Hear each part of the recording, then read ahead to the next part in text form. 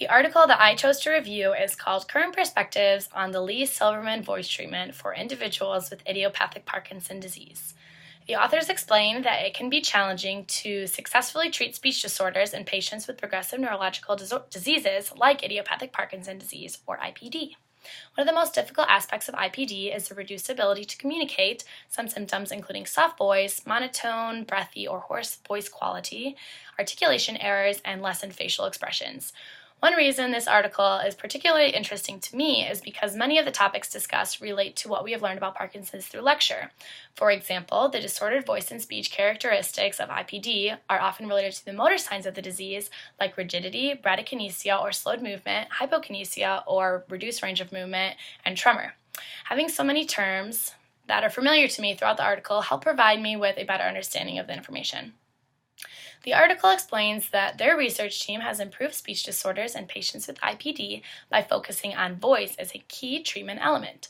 This treatment, known as the Lee-Silverman Voice Treatment, or LSVT for short, focuses on increasing vocal loudness by delivering therapy for 16 one-hour sessions spread over just 4 weeks. LSVT was initially developed based on a hypothesis that a reduced drive to respiratory and laryngeal musculature causes a reduced vocal loudness of speech that is seen in patients with IPD. So the aim of treatment was to increase drive to those respiratory and laryngeal muscles by stimulating and training increased loudness. One study includes a sample of 26 individuals with IPD who received the Lee-Silverman voice treatment.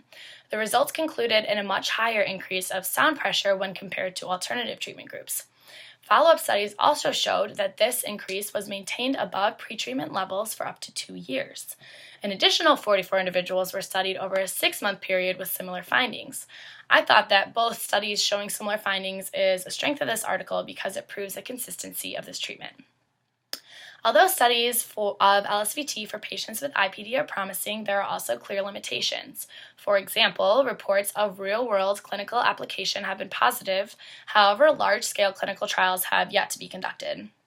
Also, variables to predict treatment successes are still not clearly defined. I have learned from this article that LSVT incorporates sensory awareness training with motor exercises, which encourages the acceptance of vocal loudness and the ability to self-monitor that loudness. Communicative improvements in individuals with diseases like IPD continue to be challenging, but the challenges and successes help make sense of these voice and speech disorders.